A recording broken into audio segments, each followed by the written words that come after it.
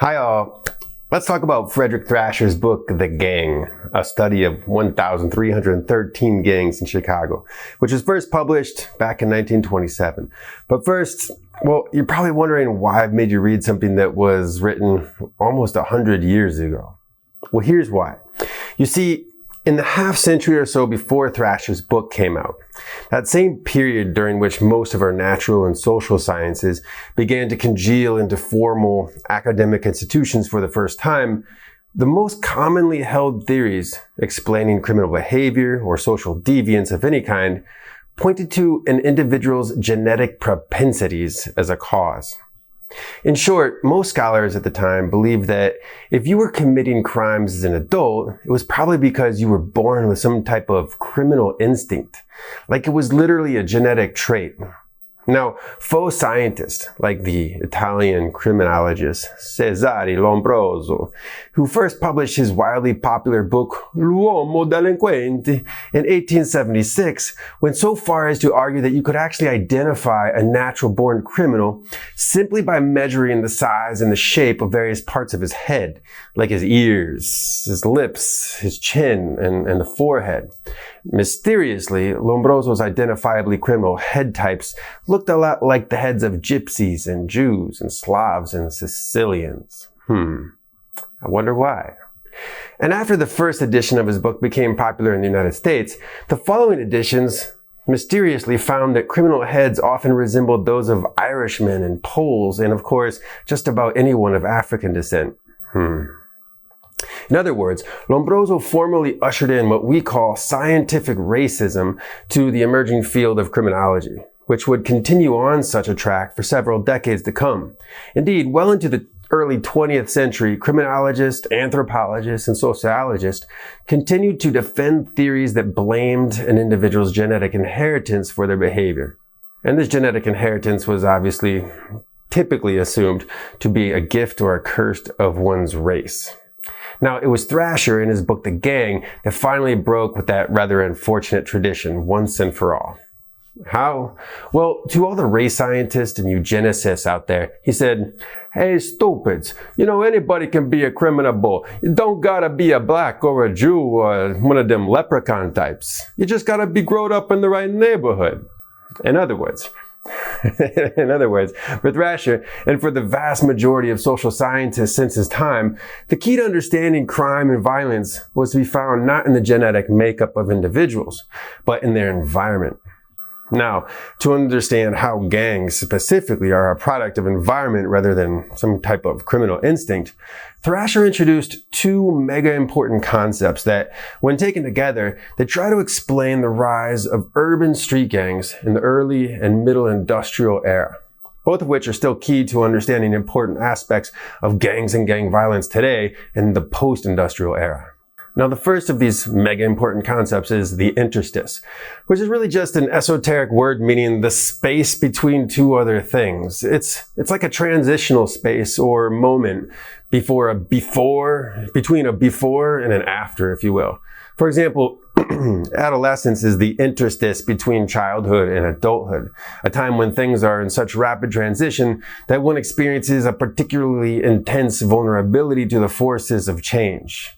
A time when, if you don't have a good and loving support network, it's easy to throw your whole life off a track. And Thrasher would agree that it's no coincidence that gang life is predominantly an adolescent phenomenon. But Thrasher was also talking about interstices in a geographical sense, and this being tied to the industrial economy that fundamentally shaped human ecology during the industrial era. You see, industrialization was the predominant and preponderant urbanizing force during the late 19th and early 20th centuries in the United States, pulling in millions of people from the countryside and from abroad to seek industrial jobs in the cities. But industry, always given to these dramatic ups and downs of the market cycles and other such dark sides of capitalism, was constantly expanding and contracting. And in doing so, it shifted wealth from here to there. It uprooted entire communities, left and right, and frequently left in its wake communities completely destitute. Interstices, as Thrasher called them. where positive economic transition simply failed. And within the borders of these interstices is what he calls gangland, where the gang develops as just one manifestation of the economic, moral, and cultural frontier which marks the interstice. But why does gangland develop in the interstices of the industrial economy? The answer to that question can be found in Thrasher's second mega important concept. This is the conflict group. But let's first talk about the embryo from which Thrasher claims that most gangs eventually emerge. This embryonic thing is called the spontaneous children's playgroup, something so natural and so innocent that it seems strange to connect it with the world of gangs and gang violence. Now, in what Thrasher calls the better residential neighborhoods, kind of like the neighborhoods where many of you probably grew up, spontaneous playgroups tend to be a uniquely positive thing for child development. After all, it's where children learn to socialize, share their toys, take care of each other, and importantly, where they learn that it's wrong to beat up smaller kids and steal their milk money. But think for a moment, how do they learn that it's wrong to beat up smaller kids and steal from them? Well, typically they learn by hitting one another and then being scolded for it. Scolded repeatedly, often over months and years of their lives.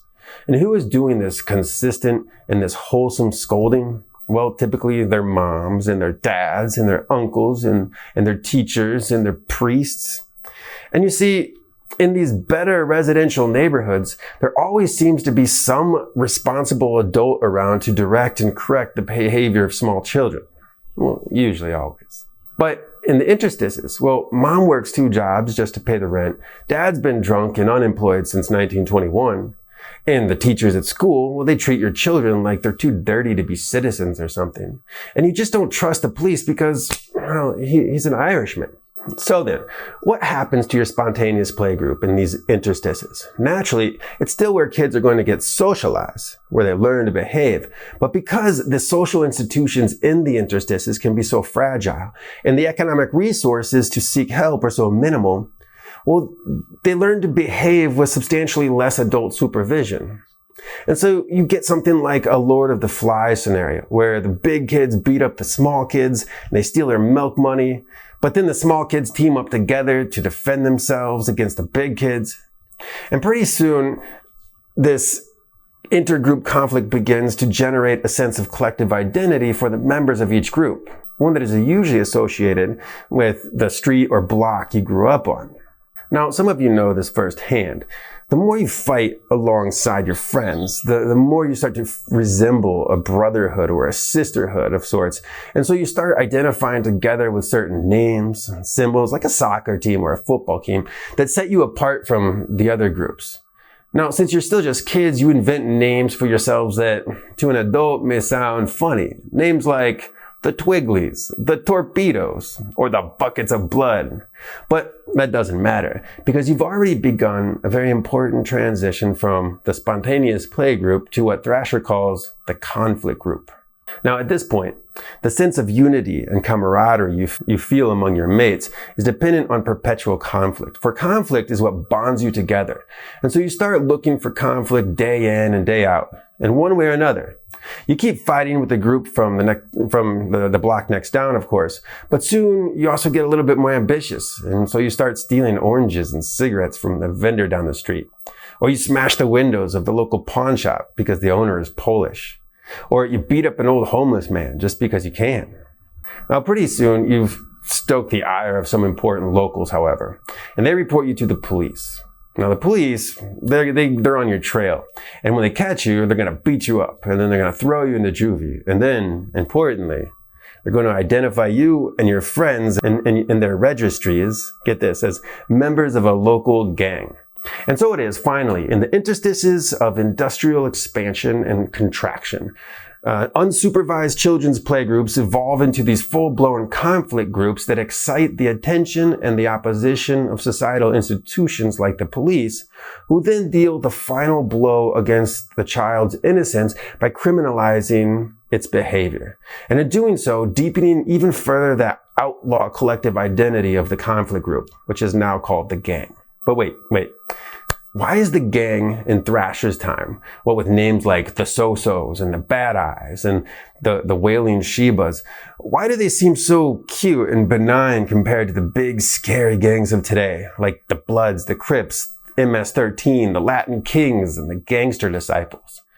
And why do the big scary gangs of today seem to be so much more violent? Why do they vary so much more in the spectrum of age than before? And why, if most of the gangs in Thrasher's book are what we'd identify as white gangs by today's standards, why do we automatically associate most gangs in America today with the black and the brown communities? That's a lot of questions. It's going to be tough to answer, but let's see. Maybe it's best to start by talking about the huge economic transformation that occurred in the United States between the 1920s and the 1980s. In essence, the rise and fall of the industrial economy. That's probably the single greatest overarching force behind all of the other shifting pieces in this puzzle. And how so? Here's a quick rundown. Rapid industrial growth in the United States during the late 19th and early 20th centuries attracted millions of poor immigrants, mostly from Europe at this time because the Chinese were being excluded, who flooded into American cities to do whatever kind of factory work they could find. For the first generation or so, these immigrants typically found themselves living in dilapidated urban slums, along with their fellow countrymen who spoke the same language and shared a relatively similar culture. And they faced a lot of prejudice and discrimination whenever they ventured outside of their own ethnic ghettos. While they struggled to make ends meet, their children had difficulty adapting to life in their new schools, where they often fought with other kids from other neighborhoods and other ethnic groups. And in the process, they formed gangs that were defined in part by their national origins, which were mostly Irish, German, Polish, and Italian during this time period. Hence, white people gangs. But wait, sometime during the First World War, we also see the first wave of what is often called the Great Migration, which over the course of some 50 years saw the exodus of around 6 million African Americans from the rural South, most of whom sought employment opportunities in the industrial cities of the North, the Midwest, and the West Coast of the United States. Now, there were already significant African American communities in Chicago during the time of Thrasher in the 1920s.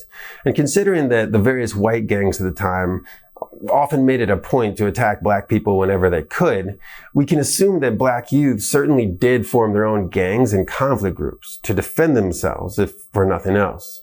However, these gangs probably represented a very small percentage of the total number of Chicago gangs at the time. And their movement was probably more forcefully restricted than that of their white counterparts. So Thrasher just ignored them. Not altogether, but mostly. But as the decades went by, the Great Migration would continue to send millions of blacks from the rural South up north and out westward, fundamentally reshaping the racial and ethnic landscape of industrial America.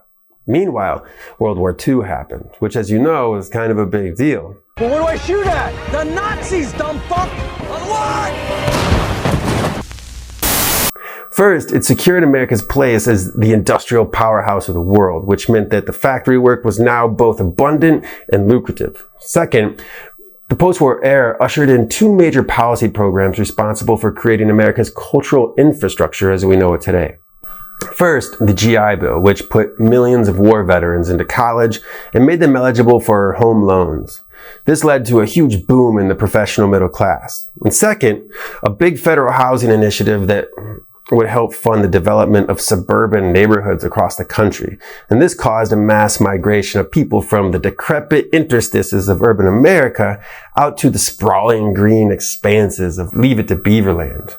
These post-war policies, as well as the war itself, significantly diminished the social divide between the various ethno-national communities born out of so many waves of European immigration during the previous century. So in short, their move into the middle class and their move out into the suburbs turned all the Poles and the Italians and the Irishmen into just plain old white people, while also removing them from those interstitial spaces that are so conducive to gang formation.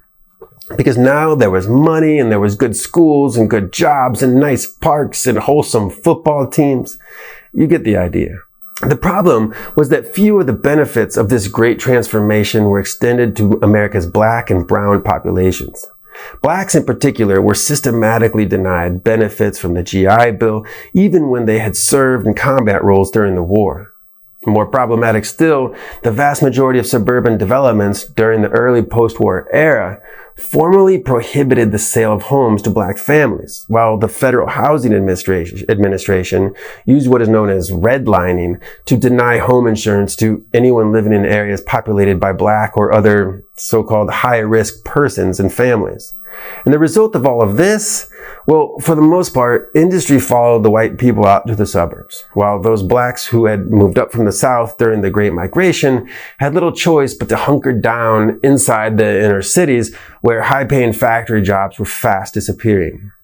To be sure, this is the social economic context in which we begin to see waves of race riots blowing up in America's cities during the 1960s. But then, just as some things were getting better for blacks in America as a result of the civil rights movement, things started to get really bad for industrial America.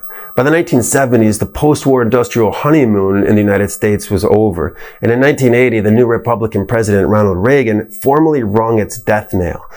From 1980 on to today, we have seen basically only the shrinking of the industrial sector in the United States, year by year, while the economy as a whole has shifted ever more towards the service, technology, and finance sectors, most of which require degrees in higher education if you're going to make any money of it at all. And yep, you guessed it. While the white working class of the early post-war period reaped the benefits of the high tide of the industrial economy. They bought homes in the suburbs that accrued value over time, and then they mortgaged those homes so they could send their children off to college so that they could be more successful in this new economic order as the manufacturing industries fell into decline. African Americans, meanwhile, at least those living in America's deindustrialized cities, had a harder time of the transition. For many, the 1980s saw good jobs disappearing fast and bad low-paying jobs, service industry jobs, replaced them as the only option. But as it turns out, of course, those bad service industry jobs weren't the only option. Because in the early 1980s, America also saw crack cocaine hit the market at full force. In the 80s, there was a lifestyle of celebration, and coke was part of that lifestyle. It was the glitzy drug. When crack came along, it changed everything about the black community, and it changed everything about America. Now, by this time, gangs of the conflict group type had been commonplace in impoverished black and Hispanic communities since at least the 1950s, and drug abuse in these communities was also common. But none of what existed prior to 1980 could really compare to what developed in the wake of the Great Crack epidemic. Lacking good, legitimate employment opportunities, selling crack quickly drew in an entire generation of youth from the interstices. Gangs naturally were the best situated for taking over this trade. Why? Well, because crack was a black market product that required black market violence, and the gangs were already schooled in that art. The money flow from the crack trade was so great that it then began to attract a robust illegal arms trade. Soon, so many firearms flooded America's cities that a handgun could be purchased by a teenager on the street for next to nothing. And so two things happened simultaneously as a result. First thing is crack selling gangs evolved from being those cutesy-wootsy street-level conflict groups like those described in Thrasher in 1927 into large, well-armed, hierarchically organized economic units that mirrored the organizational framework of sophisticated business franchises like McDonald's or Starbucks.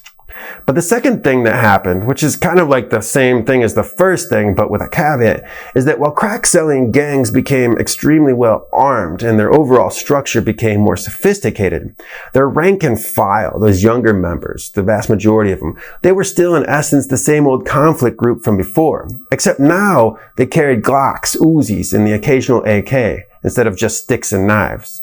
And recall, what is it that the conflict group does to maintain group unity and establish internal pecking orders? Well, they fight other groups, and they do this constantly. Only now they do it with a lot more firepower. No wonder today's gangs seem so much scarier and so much more violent than those of Thrasher's time. And this leads me to the final point of this week's video, which explains the title, and which should prepare you for next week's discussion as we start to read Gang Leader for a Day. It's this. At no point during the industrial or the post-industrial eras did street gangs ever stop being what Thrasher called the conflict group. And this is why gangs fight each other perpetually. Well, at least a big part of it. And also why they fill their bodies with tattoos and tag up neighborhoods in which they live. But in the post-industrial era, they have become much more than that.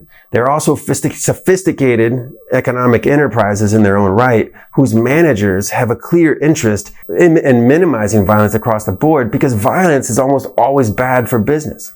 Because war is expensive, war brings heat from the cops, and war scares away the clientele. And so it is that the big crack-selling gangs of the post-industrial era are constantly trying to tame the very conflict group from whence they came. And you'll see next week, for big-time gang leaders, at the height of America's crack epidemic, this can really feel like an uphill battle. Okay, that was a lot of information, but hopefully we answered some important questions about where gangs come from, why they act the way they do, why they look so different today than they did 100 years ago, and a few other questions that I can't remember offhand. But anyways, now it's your turn to tell me what you think. I'm Professor Michael Wolf, and this is Gangs, Organized Crime in the State and the Americas Online. Soy el fuego que arde tu piel, soy el agua que mata tu ser, el castillo, la torre, yo soy la espada que guarda el caudal, tú el aire que respiro yo, y la luz de la luna en el mar, la garganta que